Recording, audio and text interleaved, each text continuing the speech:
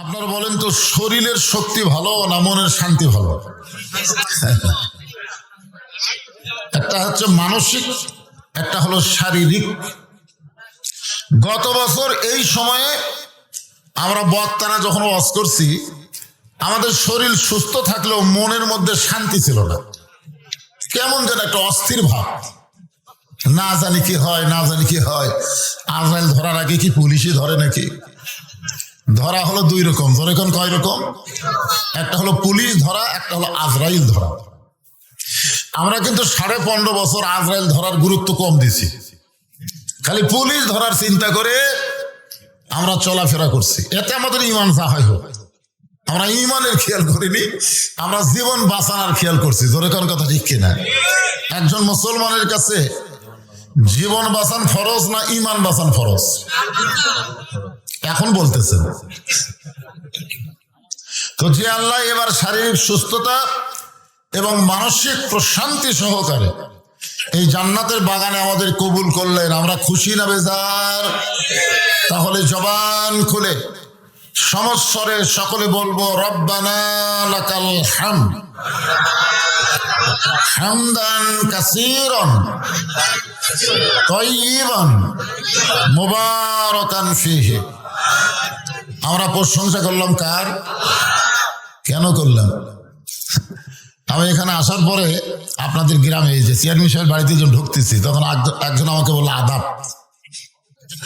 আদাব। আমি ওয়ালাইকুম সালাম বলে হাত তার সাথে লেগে দিলাম। লোকটা মনে করলো আমি হিন্দু হয়ে মুসলমান, হুজুর আমার হাতের সাথে হাত দিল। আসলে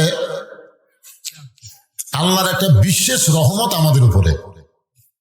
রুহের জগতে আল্লাহ আমাদের রুহগুলোকে এত ভালোবেসেছেন যে দুনিয়াতে আসার সময় মুসলমানের ঘরে আমাদের কবুল করেছেন। আমি যে আয়াতে কারিমা তেলাওয়াত করলাম না, আয়াতের শেষে বলা হচ্ছে লা তামুতুন্না ইল্লা ওয়া আনতুম মুসলিমুন, তোমরা মুসলমান না হয়ে মরিও না। আপনারা বলেন তো, মুসলমান হয়ে মরা সবার পক্ষে সম্ভব?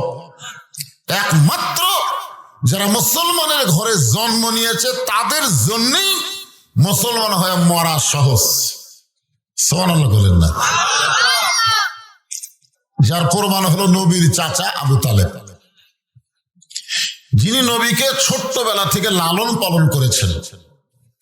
আল্লাহ নবী নিজেও বলেছেন যে মায়ের পেটে থাকতে আমি এতিম ছিলাম, কিন্তু দুনিয়াতে আসার পরে আমি এতিম ছিলাম না। সাহাবেরা বললেন হুজুর কেমনে? রাসূল বললেন ভাগ্যগুণী এমন একটা চাচা পাইছিলেন যে চাচা আমাকে বাবার চাইতো বেশি দরদ দিয়ে লালন পালন করেছে। আমার যে বাবা নাই এটা আমি বুঝবারই পারিনি। এরপরেও কিন্তু সেই চাচা জাহান্নামে যাবে। মারাত্মক কথা না?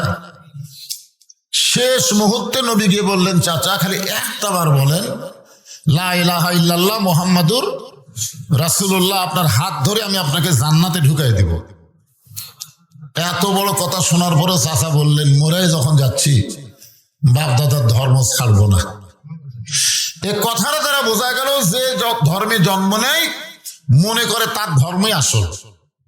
আসলে সব ধর্ম যদি আসল হতো তাহলে আল্লাহ কেন বললেন অমাইয়াবতাগি গয়রাল ইসলামা দীনান ফালা ইউকবালা মিনহু? আয়াতের বাংলা অর্থ হলো ইসলাম ছাড়া অন্য কোনো ধর্মকে যদি গ্রহণ করে আল্লাহ বলেছেন কখনোই সেইটা কবুল করা হবে না। আল্লাহর কাছে কবুলযোগ্য একমাত্র ধর্ম, তার নাম কি? আরো জোরে বলেন। জন্মসূত্রে আল্লাহ আমাদেরকে সে মুসলমানের ঘরে কবুল করেছে। খুশি না বেজার? এই জন্য সকলে আর একবার বলি আলহামদুলিল্লাহ। আমাদের কপাল ভালো, ভাগ্য গুণে আমরা এমন একজন নবীর উম্মত হয়েছি। কেমন নবী জানেন আমাদের নবী? এই মোনাজাতের মধ্যে আমি কিছুটা ইশারা দিছি যে সমস্ত নবীরা যখন নফসি নফসি বলে কানবে আমার কি হবে আমার কি হবে, ওই সময় আমাদের নবী নিজের অস্তিত্ব ভুলে গিয়ে আল্লাহর কাছে বলবে আমার উম্মতের কি হবে। সুবহানাল্লাহ। আছেন আমার মুক্তার, আছেন আমার ব্যারিস্টার, শেষ বিচারের হাইকোর্টেতে তিনি আমায় করবেন পার। পাপী রাসূল জাবিন্দার। আল্লাহ যখন হাকিম হয়ে আমাদেরকে আসামি করে বিচার শুরু করবেন, ওই সময় আমাদের নবী উকিল হয়ে, ব্যারিস্টার হয়ে আমাদের পক্ষে আল্লাহর কাছে ওকালতি করে আমাদেরকে সুপারিশ করে জান্নাতে পৌঁছায় দিবে। আল্লাহ নবী বলেছেন, আমার কোন উম্মত সে যত পাপী হোক না কেন, ঈমান নিয়ে যদি মরবার পরে আমি রাসূল সাক্ষী দিলাম তাকে জান্নাতে না প্রবেশ করানো পর্যন্ত আমি নবী জান্নাতে প্রবেশ করব না। এমন একজন নবীর উম্মত হলো ভাগ্যের ব্যাপার। যখন কিসের ব্যাপার? আমরা ভাগ্য করে সেই নবীর উম্মত হতে পারলাম, এজন্য খুশি না বেজার? তাহলে জবান খুলে আর একবার বলি আলহামদুলিল্লাহ। এখন আসেন, যে কোরআন থেকে আপনারা ওয়াজ শুনবেন না তাফসীর শুনবেন না কি শুনবেন, যেটাই শুনবেন কোরআন থেকে তো শুনবেন নাকি? আপনাদের কাছে আমি জানতে চাচ্ছি, যে কোরআন থেকে আপনারা তাফসীর শুনবেন, এই কোরআনে কোনো সন্দেহ? যারা বললেন না তার কি মনে হয় আছে নাকি? কতগুলা কথার সময় জবান বন্ধ রাখা ঠিক না। এই সময় যারা জবান বন্ধ রাখলেন, ফেরেশতারা কি করবে? আপনার কন্ত ফেরেশতা দুটো আছে না নাই? এটা তো লেখার জন্যই তো আল্লাহ সেট করছে।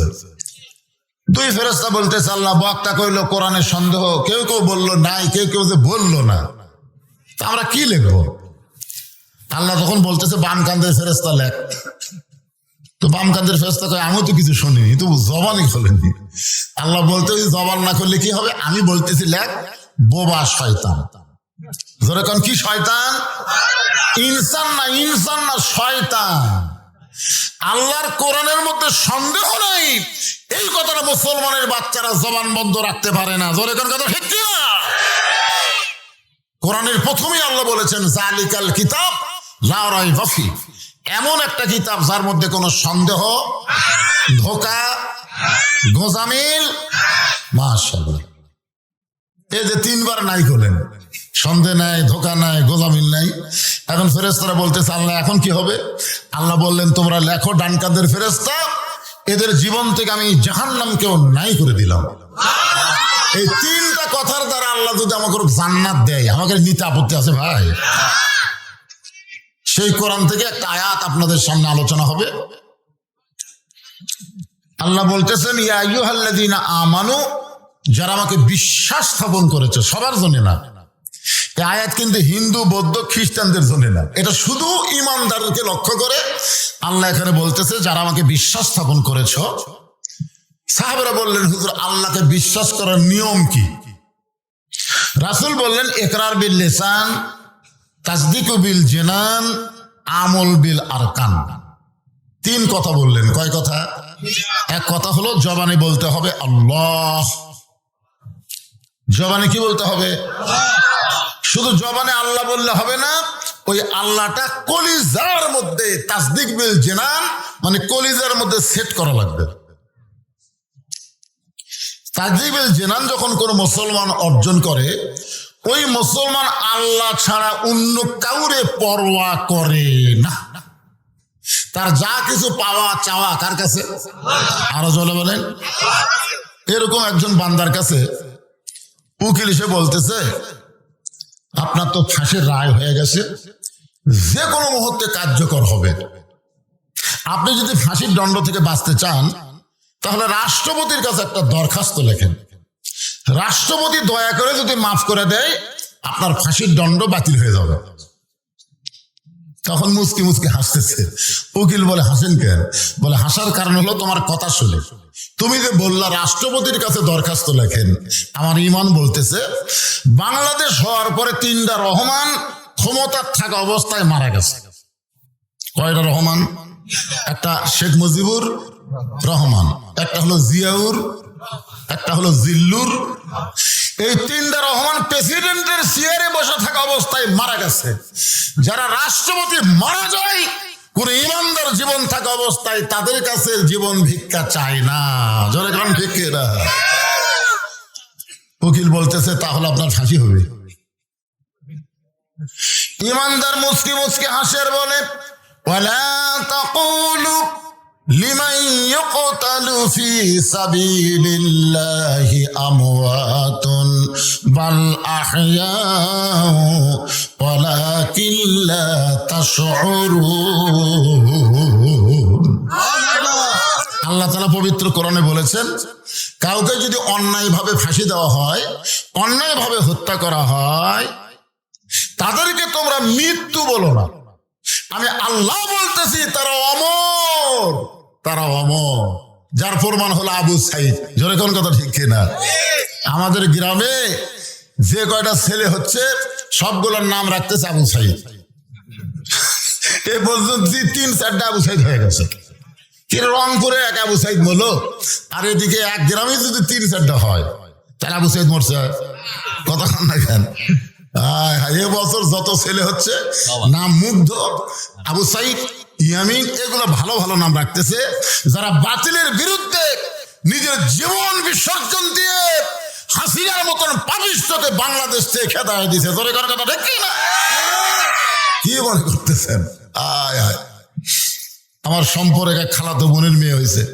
খালা আমারে মোবাইল করে, বাবা তোমার বোনের বহুদিন পর একটা মেয়ে হয়েছে, একটা ভালো নাম রাখো তো, তুমি হুজুর মানুষ। আমি বললাম হাসিনা। যেই খুশি হাসিনা, আমি আর দুঃখে বাসি না। খালা 30 সেকেন্ড খালি মোবাইল ধরে আছে, কথা কয় না, এত রাগ করছে। আমি বললাম খালা কি হলো? তুই আলেম না জালেম রে? তোর কাছে একটা ভালো নাম শুনবার চাইলাম, আর তুই খুনি হাসিনার নাম বলতেছিস। এখান থেকে বোঝা গেল আল্লাহর রাহে যারা জীবন দেয়, বাতিলের বিরুদ্ধে যাদেরকে হত্যা করা হয়, এরা মরে না, এরা অমর থাকে কিয়ামত পর্যন্ত। জোরে কোন ঠিক কিনা? কিন্তু ইয়াজিদের নাম নাই। ইয়াজিদ কিন্তু হোসেন রাদিয়াল্লাহকে হত্যা করছে, অথচ পাড়ায় পাড়ায় হোসেন আছে, ইয়াজিদ নেই। কিছুদিন পর দেখবেন বাংলাদেশে কোন মেয়ে মানুষের নাম হাসিনা হলেও কথা বলবি না। কথা ঠিক কিনা? তোমার নাম কি লেখো, আর কি নাম হচ্ছে একটা হলেই হলো, তাই তোর নাম নেই। গজব পড়ছে এখন, কথা হই না। তাসদিক বিল জানান, কলিজার মধ্যে ঈমান যখন মুসলমানের থাকবে, ওই মুসলমানের কাছে জীবনের চাইতে ঈমানের গুরুত্ব বেশি হবে। দরকার হলে জীবন দিবে, কিন্তু আল্লাহ ছাড়বে না। এরপরে বলতেছে আমল বিল আরকান, ঈমান অনুযায়ী আমল করা লাগবে। যে যুবকের আজকে মাহফিল করতেছে, তার সত্যিকার অর্থে যদি আল্লাহর সন্তুষ্টি চায়, তাদেরকে শুধু মাহফিল করলে হবে না, তারা মাগরিব এশা নামাজ পড়ছে কিনা এটাও খোঁজ করা লাগবে। জোরে কোন কথা ঠিক কিনা? যুবক, বছর অন্তর একটা করে মাহফিল করবা, আর মনে করবা ইসলামের বিরাট কাম করলাম, কিছুই করনি। 1 কোটি মাহফিল যদি এক পাল্লায় দেওয়া হয়, আর 1 ওয়াক্ত নামাজ যদি অন্য পাল্লায় দেওয়া হয়, 1 কোটি মাহফিলের চাইতে 1 ওয়াক্ত নামাজের ওজন আল্লাহর কাছে বেশি হবে। জোরে কোন কথা ঠিক কিনা? আমল বিল আরকান, রাসূল বলেছে লা সালাতা লা ঈমান, যার নামাজ নাই তার ঈমানই নেই।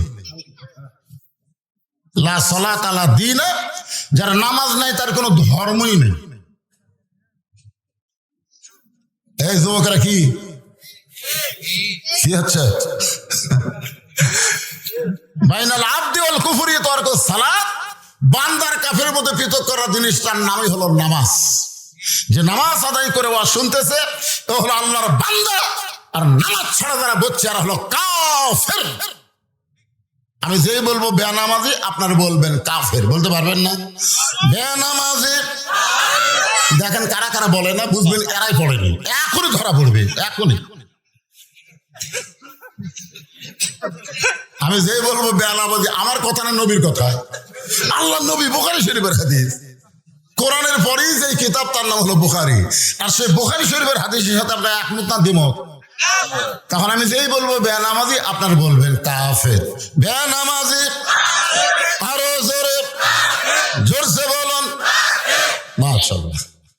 এখন এই কাফের শোনার পরে সে যদি নিয়ত করে যে ফজর থেকে আমি নামাজ আর বাদ দিব না, এই নিয়ত করার সাথে সাথে যত নামাজ না পড়ার পাপ হয়েছে আল্লাহ সব মাফ করে দিবে।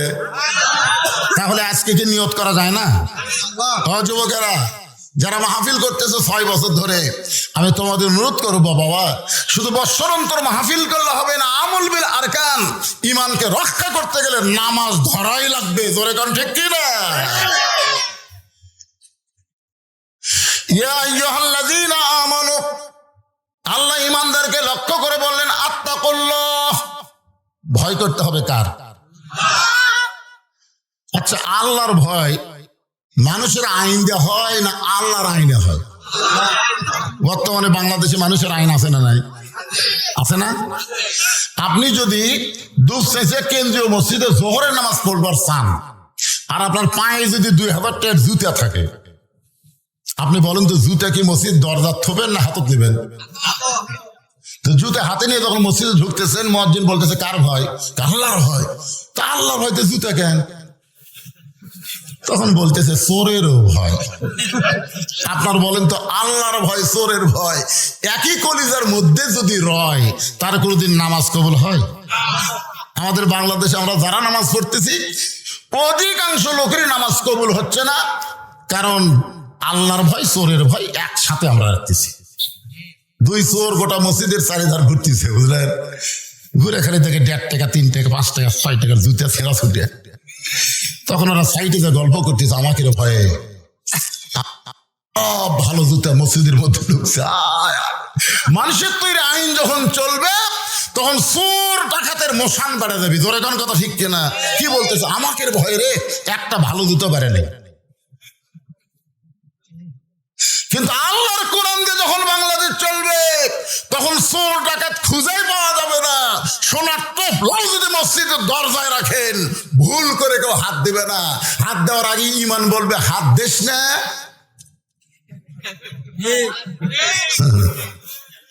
তাহলে আত্তাকুল্লাহ ডিগ্রি অর্জন করতে গেলে বর্তমানে যে পরিবেশ বাংলাদেশে আছে, এই পরিবেশে চলবে না, পরিবেশ পাল্টান লাগবে। এখন একটা সুন্দর পরিবেশ যদি তৈরি করতে চাই, তাহলে সুন্দর একটা সমাজ লাগবে। সুন্দর একটা সমাজ যদি গঠন করতে চাই, তাহলে সুন্দর একটা রাষ্ট্র লাগবে। একটা সুন্দর রাষ্ট্র যদি তৈরি করতে চাই, তাহলে মানুষের সংবিধান দেওয়া হবে না, আমার আল্লাহর কোরআনের সংবিধান লাগবে। ধরে কোন ঠিক কিনা? যে কোরআন আপনি বলেছেন কোনো সন্দেহ নাই, এই কোরআন লাগবে। আল্লাহর কোরআন দিয়ে যখন বাংলাদেশ চলবে, এই বাংলাদেশের মানুষের চরিত্র কেমন হবে, একটা দৃষ্টান্ত দিয়ে আপনাদের সামনে আলোচনা করতেছি, একটু মনোযোগ দিয়ে কথাগুলো শুনবেন। আমরা তো আল্লাহর কোরআন এখনো দেখি নাই, সারা জীবন শুধু কোরআন শুনতেছি, ঠিক কিনা বলেন? আমরা কি দেখছি ভাই এই কোরআনটা কেমন? আমরা কি দেখছি? খালি শুনতেছি। কিন্তু আল্লাহ রাসূল বলেছেন, কোরআন শুধু শোনানোর জন্য আল্লাহ দুনিয়াতে দেয় নাই, কোরআন মোতাবেক নিজের জীবনকে পরিচালনা করার জন্য কোরআন। ধরে কোন ঠিক কিনা? এই যে আল্লাহ বলতেছেন হুদাল্লিল মুত্তাকিন, হুদা শব্দের অর্থ কি? হুদা শব্দের অর্থ হলো ব্যবস্থাপত্র, প্রেসক্রিপশন। আপনি একটা ভালো ডাক্তারের কাছে দেহ দেখালেন, ডাক্তার বডি মডি সব চেক আপ করে, আপনার সব কিছু দেখে পরীক্ষা করে সুন্দর করে একটা প্রেসক্রিপশন দিল। এই প্রেসক্রিপশন অনুযায়ী আপনি চলবেন, তাহলে আপনি এই অসুস্থ থেকে ভালো হবেন। এখন 1000 টাকা ভিজিট দিয়ে প্রেসক্রিপশন নিয়ে বাড়িতে এসে আপনি 3 বার পড়লেন, 3 বার পড়ে 6 বার চুমা খেলেন। কয়বার? 3 বার পড়ে 6 বার চুমা খেয়ে রেখে দিলেন। প্রতিদিন সকালে পড়েন, চুমা খানা রেখে দেন। আপনি কোন তো রোগ বাড়বি না কমবে? কে রে পাগলা, প্রেসক্রিপশন লেখা আছে কি? সেই নিয়ম অনুযায়ী ওষুধ কিনে সে ওষুধ নিয়ম অনুযায়ী খাওয়া লাগবে। এগুলো নিয়ম অনুযায়ী যদি আমল করে, তারপরে তো তোর রোগ সারবি। জোরে কোন কথা ঠিক কিনা? ওইখানে পড়ে বোঝে না, কি লেখছে ওটাও বোঝে না, এখানে পড়ে আর চুমা খায়, পড়ে আর চুমা খায়। আজকে কোরআন হলো আমাদের ব্যবস্থাপত্র। আমরা কিভাবে চলবো, কিভাবে বলবো, সব কিছু আল্লাহর কোরআনে আছে না নাই? যার কারণে আল্লাহ বললেন, অনুনাজ্জিলু মিনাল কুরআনি মা হুয়া শিফাউ ওয়া রাহমাতুল লিল মুমিনিন। কোরআনে আয়াত শুনলে ইমান বাড়ে না কমে? আপনার চুপ করে আছেন কেন? চুপ করে থাকা কি ভালো লক্ষণ? 500 টাকা গোস্ত, 500 টাকা কেজি গোস্ত চুপ করে কিনছে, পরে হাটে যায় দেখে 550। আমার চুপ করেই কিনছে। পরে হাটে 600। কসাইকে বলা হচ্ছে, কে রে ভাই, প্রতি হাটে 50 করে বাড়তিছে, কারণ কি? জনগণ চুপ হয়ে গেছে হুজুর। জনগণ চুপ করলে তখন ইচ্ছা মতো বাড়ান যায়। আমরা 15.5 বছর চুপ হয়েছিলাম থেকে হাসিনা ইচ্ছা মতো কাম করছে, দিনের ভোট রাতে করছে। ধরে তোর কথা ঠিক কিনা? একজনের জায়গা একজনে 1 ভোট না দিয়ে 100 ভোট দিছে, খালি চুপ। ঠিকই মনে করছেন চুপ করে থাকার দিন আছে? কোরআন আয়াত শোনার পরে ঈমান বাড়া যাবে। রাসূল বলে ঈমান বাড়ার লক্ষণ হলো আল্লাহু আকবার তাকবীর দেওয়া। আল্লাহু আকবার তাকবীরে আল্লাহ খুশি হয়, শয়তান বেজার হয়। আর যাদের মধ্যে শয়তানি আছে তাদের মুখ দিয়ে আল্লাহু আকবার বের হয় না। জোরে কোন কথা ঠিক কিনা? এই বাংলাদেশে বহু দল আছে যে দলের মধ্যে আল্লাহু আকবার স্লোগান নাই, আছে না নাই? বুঝবেন যে দলে আল্লাহু আকবার স্লোগান নাই, এটা পুরাই শয়তানের দল। জোরে কোন কার দল? কারণ আল্লাহু আকবার দিলে তো শয়তান থেকে পারবি না, ওরা সেটা দেয় না, কারণ কি? ওরাই শয়তান। আপনার কি সেই দলের মানুষ নাকি? আল্লাহ বললেন, ওয়াইজা তুলিয়াত আলাইহিম আয়াতুহু যাদাতুহুম ঈমানা ওয়া আলা রাব্বিহিম ইয়াতাওয়াক্কালুন। এবার বোঝা গেল। একটা হাতের ইশারা দেওয়ারবি নাকি? আয়াতের মধ্যে আল্লাহ বলতেছেন, কোরআন এমন একটা কিতাব যার তেলাওয়াত শোনার সঙ্গে সঙ্গে মুমিনদের ঈমান বেড়ে যায়। আর ঈমান বেড়ে যাওয়া মানে চুপ করে থাকা না, ঈমান বেড়ে যাওয়া মানে শয়তানক তাড়ান। শয়তানক তাড়ানোর অস্ত্রের নাম কি? কথা কয় না। রাসূল বলেছে, যত জোরে আল্লাহু আকবার বলবে শয়তান তত জোরে দৌড় মারবে। খুব বেশি যদি জোরে হয় শয়তান দৌড়ানোর সময় আর পাছা দিয়ে বাতাস বের হবে। জোরে কারণ কি বের হবে? তাহলে চিন্তা করেন আল্লাহু আকবার কি মাল। আরে সেটা আপনারা করছেন না কেন? রাত 10:15 দিকে আমি স্টেজে আইছি, মানে ওয়াজ আলোচনা শুরু করছি। এখন ওয়াজ শুরু করতে রাত বেশি হয়ে গেছে। এখন যদি আপনারা ঝিমঝিম করেন আর আমি প্যানা ওয়াজ করি, তাহলে কাম হবে? সাটানা কাম সারা লাগবে। জোরে কোন কথা ঠিক না? ঘুমও সারান লাগবে, তাফসীরও করা লাগবে, ভিতরে ঢুকানো লাগবে। জোরে কোন কথা ঠিক কিনা? হ্যাঁ,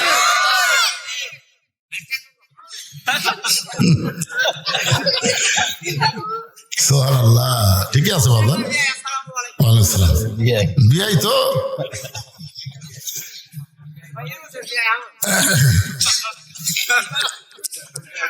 তাহলে কি বিষয় হচ্ছে? আত্তাকুল্লাহ, ভয় করতে হবে কার? আর ভয় করতে গেলে কার আইন মানা লাগবে? মানুষের আইনে ভয় হবে না। সরকার একটা নিয়ম করলো না, মুখত মাস্ক দেওয়া লাগবে। মুখত মাস্ক দেওয়া লাগবে, যখন থেকে আশেপাশে পুলিশ নাই ওই খোলা পকেট থই। ভাই পুলিশ নাই, তাহলে বোঝা যাচ্ছে মানুষের আইন মানুষ কিন্তু অন্তর থেকে মানে নেয় না। বিপদে পড়ে এখন মানা লাগে। ধরে কোন ঠিক কিনা? কিন্তু আল্লাহর আইন এইটা মানুষ মুখে মুখে মানবে না, অন্তর থেকে মানার একটা পরিবেশ তৈরি হয়ে যাবে। ধরে কোন সুবহানাল্লাহ। সেই পরিবেশটা কেমন? বাংলাদেশের মতন 96টা দেশের খলিফা, নাম হলো হযরত ওমর, আল্লাহর কোরআনকে দেখার জন্য ছদ্মবেশে মদিনার অলি গলি ঘুরতেছেন শুধুমাত্র আল্লাহর কোরআনকে দেখার জন্য। আপনারা আছেন শুনবার, আর ওমর ফারুক ছদ্মবেশে ঘুরতেছে দেখার জন্য, আল্লাহর কোরআন দেখার জন্য। ওমর ফারুক ঘুরতে ঘুরতে দেখেন 2 পাহাড়ের মাঝখানে একটা বিস্তীর্ণ মরুভূমি। ওই মরুভূমির মধ্যে একজন রাখাল উট আর দুম্বা চড়ায়। ওমর ফারুক আল্লাহর কোরআন দেখার জন্য রাখালকে সালাম দিলেন, আসসালামু আলাইকুম রাখাল ভাই, আমার পেটে ক্ষুধা লাগছে, উটের 1 পেয়ালা দুধ চাই। রাখাল মুসকি মুসকি হাসে। ওমর ফারুক বলে, আমি তোমার সালাম দিলাম, উটের দুধ চাইলাম, তুমি হাসো কেন? রাখাল বলে, পথিক তুমি আমার সালাম দিলেই উটের দুধ চাইলেই দুধ দিব না, সালামের উত্তর দিব না। ওমর ফারুক বলেন, আমার অপরাধ? বলে, তোমার অপরাধ হলো আগে তোমার পরিচয় দাও, তুমি কে? এখানে যত মানুষ আমরা আছি আমাদের পরিচয় আছে না নাই? ওমর ফারুক চিন্তায় পড়ে গেলেন, কি পরিচয় দিব? এমন সময় আল্লাহর কোরআন বলতেছে, মিল্লাতা আবিকুম ইব্রাহিম হুয়া সাম্মাকুমুল মুসলিমিন। তোমার জাতির পিতার নাম হলো ইব্রাহিম। হুয়া সাম্মাকুমুল মুসলিমিন, যিনি তোমাদের নাম রেখেছে মুসলমান। তাহলে এখানে যত মানুষ আছি, আমি বক্তা না, চেয়ারম্যান না, অতিথি না, প্রধান অতিথি না, আমরা সবাই হলাম মুসলমান। যেরকম সবাই কি, তার মানে বোঝা গেল আওয়ামী লীগ নাই, বিএনপি নাই, জামাত নাই, জাতীয় পার্টির খাওয়া নাই। আমাদের একটাই পরিচয়, আমরা কি, আমাদের জাতির পিতা হযরত ইব্রাহিম, যিনি আমাদের নাম রেখেছে মুসলমান। যেই বলবো আমাদের পরিচয় কি, সবাই বলবেন মুসলমান। এই সময় যদি কেউ জবান বন্ধ রাখেন, তাহলে কিন্তু আপনি বিপদে পড়বেন। আমাদের সকলের পরিচয় কি, কেবারে মুরব্বীরা আপনারও কম, আমাদের সকলের পরিচয় কি, নাম কি, আরো জোরে। ওমর ফারুক বললেন, রাখাল আমার পরিচয় যখন জানতে চাও, আমার পরিচয় হলো মুসলমান। রাখাল বলতেছে আসল না নকল? ওমর ফারুক বলে, রাখাল মুসলমান তো মুসলমানই, এর মধ্যে আসল নকল কি? রাখাল বলতেছে আসল মুসলমান যারা হবে তারা চাওয়ার ব্যাপারে সতর্ক থাকবে। তুমি দুধ চাইলা কার কাছে? আসল মুসলমান যারা, তারা বিশ্বাস করে ইয়াকা নাবুদু ওয়া ইয়াকা নাস্তাইন, আমরা গোলামি করি যার, সাহায্য চাই তার কাছে। এই যে ভারত কিছুদিন আগে বললো বাংলাদেশের জন্য পেঁয়াজ বন্ধ করে দাও, চিনি বন্ধ করে দাও, আলু বন্ধ করে দাও। কি রে ভারত, তোরা বন্ধ করে দিলে বাংলাদেশ না খেয়ে মরবি? আল্লাহ বলতেছে বাংলার মুসলমান আমেরিকার দিকে, ভারতের দিকে তাকায় থাকে না, বাংলার মুসলমান তাকায় আছে আল্লাহর দিকে। ধরে কোন কথা শিখছি না? আমাদের রেজেক্ট দিবেন কে, ভারত না আল্লাহ? এবার আলুর আবাদ বেশি না কম? তোরা বন্ধ করে দিব না লিবু? শিবগঞ্জে আমার শ্বশুর বাড়ি, আমার শ্বশুর এক লোক বলতেছে যে খালি মাটি টান দিয়ে আলু, ভিতরে কোনো মাটি নাই, খালি বাইরে মাটি, মাটি খালি টান দিলে আলু। হাই আলু রে! আল্লাহ কোরআনে বলেন ফালিয়াবুদু রব্ব হাযাল বাইত আল্লাযী আত'আমাহুম মিন জু'ইন ওয়া আমানাহুম মিন খাউফ। ওই ঘরের মালিকের তোমরা গোলামি করো, তোমরা নামাজ পড়ো, দুইটা পুরস্কার সঙ্গে সঙ্গে তোমাদের দেওয়া হবে। 1 নম্বর পুরস্কার হলো তোমাদের রিজিকের কোনো পেরেশানি থাকবে না। 2 নম্বর পুরস্কার হলো কোনো ভয় ভীতি তোমাদের অন্তরে ঢুকবে না, পুরাপুরি যাবতীয় ভয় থেকে আল্লাহ নিরাপত্তা দিয়ে দিবে। কেউ যদি বলে ভারতের বাংলাদেশকে আমরা 15 দিনে দখল করে নিব, আমরা তখন আল্লাহর বিশ্বাস নিয়ে বলবো আয় আয়। তোরা কি মনে করিস তোর কি অ্যাটম বোম, তোদের হাইড্রোজেন বোমা থেকে আমরা ভয় করি না? আমাদের জাতির পিতা নমরুদের আগুনের চুলার দিকে একবারও তাকাই নাই, আল্লাহ ইব্রাহিমের ইমানের দিকে তাকায়। নমরুদের চুলা যদি শান্তির বাগান করে দিবার পরে তোদের বোমা বাংলার মুসলমানের দিকে তাকায় আল্লাহ মিষ্টি তরমুজ বানাই দেবার পারে। ধরে কর কথা ঠিক না? মালওয়ানের বাচ্চারা আয়, খালি ঢুকে দেখ। হাসিনা যাওয়ার পরে এরা যা খেপিছে ভাই, কারে খেপিস কে? আমি ছেলেদেরকে বলছি আবার আর একটা যুদ্ধ করা লাগবে, তোমরা 3 হাতে একটা করে লাঠি বানাবা আর কোমরে একটা করে খুর রাখবে, কারণ ওরা যদি ঢোকেই তাহলে লাঠি বিসমিল্লাহ করে পাড়ে ধরবো আর খুর দিয়ে কাটা দেবো, গোড়া লয় আগা কাটবো, পোলটা দিয়ে খাতনায় মুসলমান কলমা পড়ো। জোরে ঘর কথা ঠিক কিনা? আপনারা কি মনে করতেছেন আমার ওয়াজ খালি এখানেই আছে? আমার ওয়াজ বাংলাদেশের চাইতে ভারতের মুসলমান বেশি শোনে। গোটা ভারত সয়লাভ হয়ে গেছে যে বাংলাদেশে ঢোকা যাবে না, ঢুকলেই বিপদ আছে। কারণ ওকে ভগবানের খাওয়া নাই তো। কিছুদিন আগে আমেরিকাতে আগুন লাগছিল না? লাগছিল না? ওরা যত প্রকার প্রযুক্তি, সব প্রযুক্তি দিয়ে আগুন নিবার পারতেছে না, খালি বাড়তিছে। তখন ওই ক্যালিফোর্নিয়ার সরকার মুসলমানের দ্বারস্থ হলো, বলতেছে আমাদের গডের খাওয়া নাই, ঈশ্বর মরে গেছে, ভগবান আউট হচ্ছে, এখন তোমাকে আল্লাহ আকবার আজান দাও। মুসলমানেরা যখন আজান দেওয়া শুরু করলো, যতদূর পর্যন্ত আল্লাহ আকবার শব্দ যায় ততদূর পর্যন্ত আল্লাহ আগুন নিভাইয়া দেয়। তাহলে ক্ষমতা কার হাতে? তোরা ক্ষমতা দেখাস না, তোরা ওই ভুয়া ক্ষমতা নিয়ে বাংলাদেশে ঢুকিস না, কারণ আমরা এমন এক মালক বসাতেছি যাক মাছে খায় হজম করা পারেনি। জোরে কোন কথা খেয়ে না, ইউনুস নবীরে খাইল মাছেতে গিলিয়া, ফেরেশতা পাঠাইলেন আল্লাহ ইসমে আজম দিয়া, দমে দমে সে হরদম পড়ে সে ইসমে আজম, মাছেরই উদর হইতে বাঁচাইলা প্রাণ। সবাই বলেন আল্লাহু আল্লাহু, তুমি জাল্লে জালালুহু, শেষ করা তো যায় না গে তোমার গুণগান। ওমর ফারুকের চোখ দিয়ে দর দর করে পানি পড়তেছে। ওমর ফারুক বললেন রাখাল ভাই, আসলে চাওয়ার ব্যাপারে আমার ভুল হয়ে গেছে, আসলে চাওয়ার ব্যাপারে আমার ভুল হয়ে গেছে। রাখাল বলতেছে তাহলে তওবা করো, ভুল যখন স্বীকার করেছো তোমার বাঁচার বুদ্ধি আছে। এতদিন যারা আওয়ামী লীগ করছে এখন তারা ভুল স্বীকার করেন, কি করবেন? যেই দলের মেম্বার থেকে শুরু করে প্রধানমন্ত্রী পর্যন্ত পলে গেছে, ওই দল আর করে লাভ আছে? কথা হয় না, লাভ আছে? আমরাই তো চার ভাই, আমাকে এক ভাই আওয়ামী লীগ করে, ওই তওবা করে আমাকে দলের দোষ দিতে কি করবেন? ভুল স্বীকার করলি তওবা করার সুযোগ আছে না নাই? রাখাল বললেন ওমর পথিক তাহলে তওবা করো। ওমর ফারুক বলে রাখাল ভাই আমি তওবা পড়তেছি। রাখাল বলে তুমি মূর্খ মানুষ, তুমি তওবা কেমনে করবা? আমি তওবা করাই, তুমি আমার সঙ্গে তওবা পড়ো। ওমর ফারুক বলে রাখাল আমি যে মূর্খ এ কথা তোমাকে কে কইছে? বলে চাওয়ার সতর্ক যাই থাকে না, এ হলো গন্ড মূর্খ।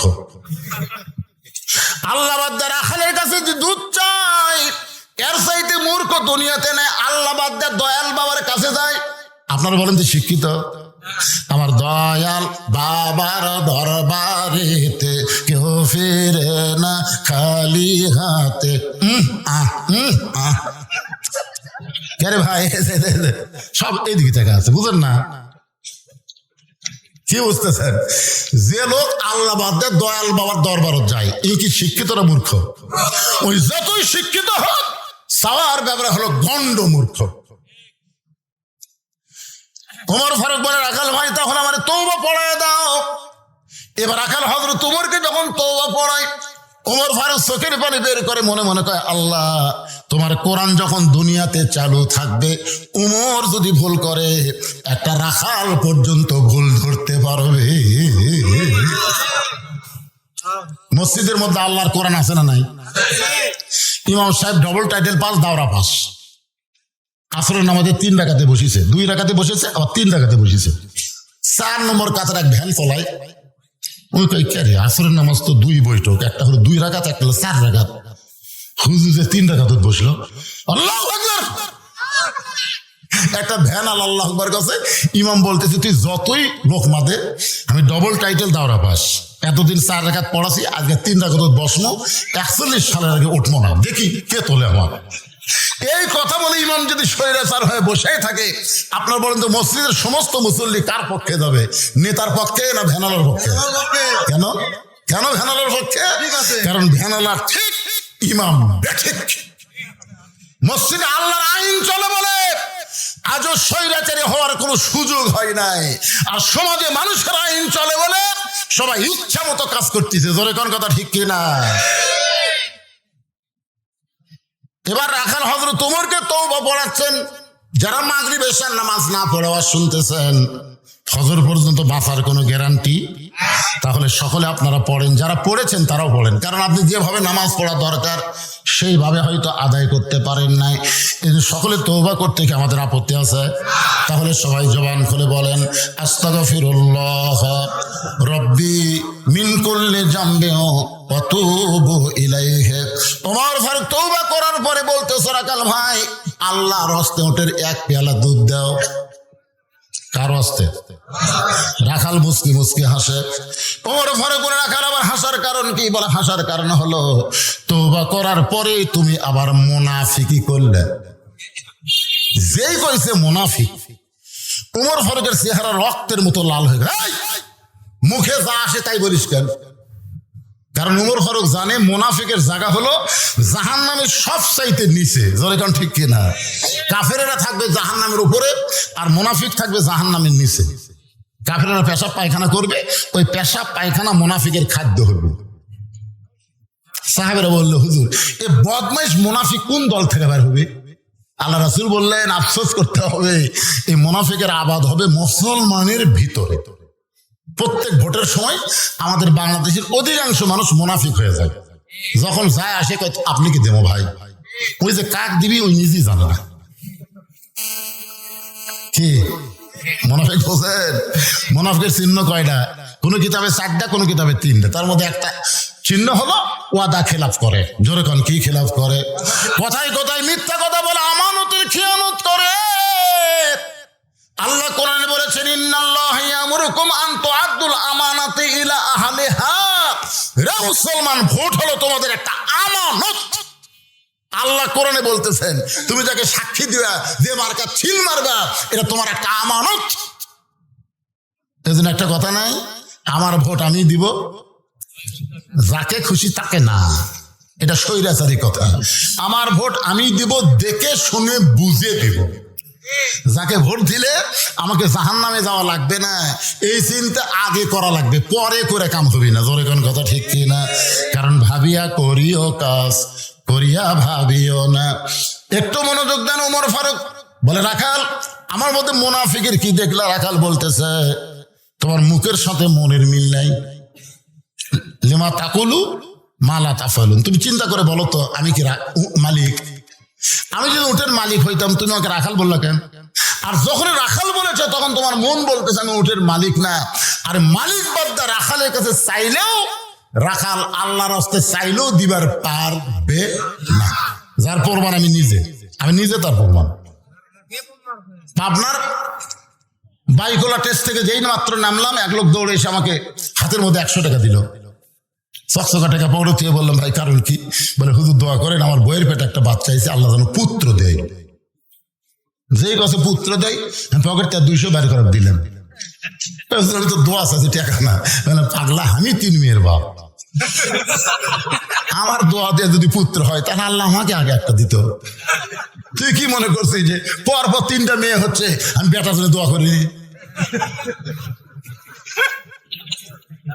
তাহলে আপনি টাকা আপনি নেন, আমার ওরে যেই টাকা দিছি মারতেছি দৌড়ে। কোথায় যাবি?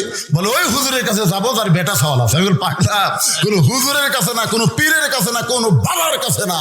বাবার যদি চাও, আল্লাহর কাছে চাও। ধরে কোন কথা ঠিক কিনা? দেওয়ার মালিক কে? আমাকে দেয়নি বলে তোমাকে দিবে না তা তো নয়। তোমার চাওয়া তুমি চাও, তোমার চাওয়া যেভাবেই পারো। আরবিতে বলো, ইংরেজিতে বলো, বাংলাতে বলো, শুদ্ধ ভাষায় বলো, অশুদ্ধ ভাষায় বলো, সাহিত্যের ভাষায় বলো, গ্রামের ভাষায় বলো, যে ভাষায় বলো, সব ভাষা আল্লাহ বোঝে কি বোঝে না? হুজুরের কাছে আলো। একটু মনোযোগ দেন। রাখাল বলে, পথিক সত্যি যদি আল্লাহর হস্তে 1 পেয়ালা উটের দুধ চাও, তাহলে এখান থেকে মালিকের বাড়ি হলো 10 মাইল দূরে। ওই মালিকের বাড়ির দরজাত গিয়ে বলো, মালিক তোমার রাখাল উট আর দুম্বা চড়াই। তুমি মালিক যদি হুকুম দাও, রাখাল আল্লাহর হস্তে উটের 1 পেয়ালা দুধ দিবে। ওমর ফারুক বলে, রাখাল ভাই অত কষ্ট করে মালিকের বাড়ি যাওয়ার দরকার নাই, বরং তোমাকে 2টা টাকা দিলাম, এই 2টা টাকার বিনিময়ে তুমি উটের 1 পেয়ালা দুধ দাও। রাখাল মুসকে মুসকে হাসে। ওমর ফারুক বলে, হাসো কেন? বলে, হাসার কারণ হলো তুমি হযরত ওমরকে চেনো। তুমি যে এতক্ষণ হলে আমার সাথে ফাজলামি করতেছে, তুমি হযরত ওমর চেনো? যদি হযরত ওমরের চিন্তা, এরকম বেয়াসাইজা কথা বলতে না। ওমরের গুপ্ত বাহিনী ঘুরতেছে, দূর থেকে যদি দেখবার পাই তুমি আমাকে 2 টাকা ঘুষ দিছে, আর আমি মালিক বাদে তোমাকে উঠে 1 পেয়ালা দুধ দিলাম, তাহলে তোমাকেও ধরবে, আমাকেও ধরবে। এই বয়সে কি তুমি ধরা পড়বার চাও? ওমর ফারুক বলে, রাখাল তাহলে পাহাড়ের গুহার মধ্যে যাই, তোমার গোপনে 2টা টাকা দেবো, তুমি গোপনে উঠে 1 পেয়ালা দুধ দিবা। ওমরের গুপ্ত বাহিনী ধরতে পারবে না, তোমার মালিকও জানতে পারবে না। রাখাল চিল্লায় বলে, তুমি ভণ্ড, তুমি ভণ্ড, তুমি ভণ্ড। ওমর ফারুক বলে, রাখাল আমারে ভণ্ড বলার কারণ কি? রাখাল বলে, পথিক যেখানে ওমরের গুপ্ত বাহিনী দেখতে পায় না, আমার মালিক জানতে পারে না, রাখালের আল্লাহ দেখতে পায়। সঙ্গে সঙ্গে ওমর মারছে দৌড়। 1 দৌড়ে পাহাড়ের পাদদেশে গিয়া 2 রাকাত নামাজ পড়ে আল্লাহকে বলতেছে, আল্লাহ তোমার কোরআন এত সুন্দর, তোমার কোরআন যখন দুনিয়াতে চালু হয়ে যায়, তখন কেউ না দেখলো আল্লাহ দেখে এই বিশ্বাস মুসলমানের কলিজায়। তাহলে আত্মাকুল্লাহ ডিগ্রি অর্জন করতে গেলে কেউ না দেখলেও কে দেখতেছে? ওই যে দরজা জানলা বন্ধ করে কম্বলের তলে চালু করে দিছে এদের ছেলেরা, মনে করছে বাপ মা ঘুমিয়ে গেছে, জানলা দরজা বন্ধ, ল্যাপের মধ্যে তুই হাঁটুর মধ্যে থুয়া দেখি, কে দেখবি রে? মানুষের আইন যখন চালু থাকবে কে দেখবে? বিশ্বাসই হবে না। আর আল্লাহর কোরআন যখন চালু হবে তখন বিশ্বাস হবে, কেউ না দেখলেও আল্লাহ দেখতেছে। ধরে কোন কথা ঠিক কিনা? ওমর ফারুক কান্দের বলে, আল্লাহ তোমার কোরআন এত সুন্দর, আমি এতক্ষণ রাখালকে দেখি না, রাখালের ভিতরে তোমার কোরআন শরীফ দেখতে পাই। রাখাল পিছনে গিয়ে বলতেছে, যতই কান্দ উটের দুধ দেওয়া গেল না। ওমর ফারুক বলে, রাখাল ভাই উটের দুধের কোনো দরকার নাই, বরং তোমার কাছে আমি জানতে চাই, তুমি না দেখা আল্লাহকে কলিজার মধ্যে জায়গা দিয়ে তুমি যে আল্লাহর কোরআন অনুযায়ী চলতেছো, এর বিনিময়ে তোমার চাহিদা কি? আল্লামা সাইদি হুজুর 13 বছর অন্যায় ভাবে তাকে জেলখানায় বন্দি রাখছে। জোরে কান কথা ঠিক কিনা? কথা বলে। আপনার বলেন তো সাইদি হুজুরের কোনো দোষ আছে? একটা হিন্দু যাকে সাক্ষী করা হয়েছিল সে বলে, আমি সাক্ষী কেমনে দিব? যাকে ফেরেশতার মতন মানুষ দেখেছি হওয়ার পর থেকে সে কোনোদিনও কোনো অন্যায় করেনি, তার বিরুদ্ধে সাক্ষী কেন দেব? ওকে ধরে নিয়ে যায়, ভয়ে ভারতে পালায় গেছে। চিন্তা করছেন? যে একটা অপরাধ করেনি, একটা দোষ করেনি, বিনা দোষে তাকে 13 বছর জেলখানায় বন্দি করে রাখলো। আবার জেলখানার মধ্যে মৃত্যু হয় না বলে জেলখানা থেকে বের করে হাসপাতাল নিয়ে গিয়ে তাকে হত্যা করা হলো। ধরে বলেন কথা ঠিক কিনা? বাংলাদেশের সমস্ত মুসলমান জানে, আল্লামা সাইদি তুমি মরনি, শহীদ হয়েছ আমরা এটাই জানি। আপনারা বলেন তো আমির হামদার কোনো দোষ আছিল? মামুনুল হকের কোনো দোষ আছে? বউগুলা ধরা পড়তে আর সাংবাদিক বলে কাবির আছে। কি ষড়যন্ত্র দেখছেন, কি ষড়যন্ত্র! আল্লাহর বান্দার একটু মনোযোগ দিয়ে শুনবেন। ওমর ফারুক চোখের পানি বের করে বলতে, রাখাল ভাই, এই না দেখা আল্লাহকে কলিজার মধ্যে জায়গা দিয়ে আল্লাহর কোরআন অনুযায়ী তুমি চলতেছ, এর বিনিময়ে তোমার চাহিদা কি? রাখাল ছোট বাচ্চার মতন কান্দে। ওমর ফারুক করে, রাখাল কান্দতেছ তার মানে? তাহলে ভাই আমার চাহিদা হলো, শুনবেন। ওমর ফারুক বলে, বলো তো তোমার চাহিদা কি? সঙ্গে সঙ্গে রাখাল কোরআন থেকে একটা আয়াত তেলাওয়াত করতেছেন। রব্বানা পড়েন, রব্বানা আতিনা ফিদ দুনিয়া হাসানাতাও ওয়া ফিল আখিরাতি হাসানা ওয়া কিনা আযাবান্নার। আল্লাহু আকবার। ওমর ফারুক বলে, রাখাল আমি মূর্খ মানুষ, তোমার চাহিদার কথা শুনতে চাইলাম, তুমি কোরআনের আয়াত শোনা না। রাখাল বলে, তুমি আসলেই মূর্খ। এই আয়াতের মধ্যে 2টা চাহিদার কথা আমি বলেছি, তুমি খেয়াল করে দেখো। একটা আতিনা ফিদ দুনিয়া হাসানা, একটা দুনিয়া, আর একটা ফিল আখিরাতে হাসানা, একটা হলো আখিরাতের সৌন্দর্য। দুনিয়ার সৌন্দর্য হলো মহামানব হযরত উমরকে আমি এক নজর দেখতে চাই। যে উমর আল্লাহর কোরআন দিয়ে রাষ্ট্র চালায়, সে উমরকে যদি একটা নজর দেখতে পাইতাম, আমার দুনিয়ার চাহিদা আল্লাহ পুরা করত। আমার 2 নম্বর চাহিদা হলো, আমি রাখাল যখন মরে যাব, অধম রাখালকে আল্লাহ যেন জান্নাত দেয়। চাহিদা কয়টা? দুনিয়ার চাহিদা কি দেখবে? উমর মানে ভালো নেতা। উমর মানে কি নেতা? যে ওমর আল্লাহর কোরআন দিয়ে রাষ্ট্র চালানোর কারণে আমার মতন রাখাল না দেখে আল্লাহকে কলিজার মধ্যে জায়গা দিবার পারছি, সেই হযরত উমরকে খালি একটা বার যদি দেখতে পাইতাম, ভাই আমার দুনিয়ার চাহিদা আল্লাহ পুরো করত। আমার 2 নম্বর চাহিদা হলো, আমি যখন মরে যাব, অধম রাখালকে আল্লাহ যেন জান্নাত দেয়। ওমর ফারুক দৌড়ে এসে রাখালের হাতের খপ করে ধরছে, ধরে 3টা চুমা খাচ্ছে। রাখাল কয়, পাগলা নাকি রে, আমার ঘামা হাতে চুমা খেলে। ওমর ফারুক বলে, রাখাল ভাই, তোমার 2 নম্বর চাহিদা আল্লাহ পুরা করছে। পুরা করবে না, পুরা করবে না, ভবিষ্যৎ না, পুরা করছে। তোমার 2 নম্বর চাহিদা হলো, মরার সঙ্গে সঙ্গে আল্লাহ তোমাকে 8টা জান্নাত খুলে দিবে। আপনারা সুবহানাল্লাহ আল্লাহু আকবার বলতেছেন, কিন্তু রাখাল কথা কয় না। ওমর ফারুক বলে, রাখাল তোমার 2 নম্বর চাহিদা, মরার সঙ্গে সঙ্গে আল্লাহ তোমার জান্নাত দেবে। রাখাল কয়, ভালোই তো, তুমি চালাক। মরার পরে আল্লাহ জান্নাত দিবে, এই বাকি কথা ভালোই বলতেছো, কিন্তু হযরত উমরকে এক নজর দেখতে পাবো, এই লগত কথা বলতে তোমার কোন জায়গা বাজায়? মরার পরে জান্নাত, এটা কি বাকি? মরার পরে কি?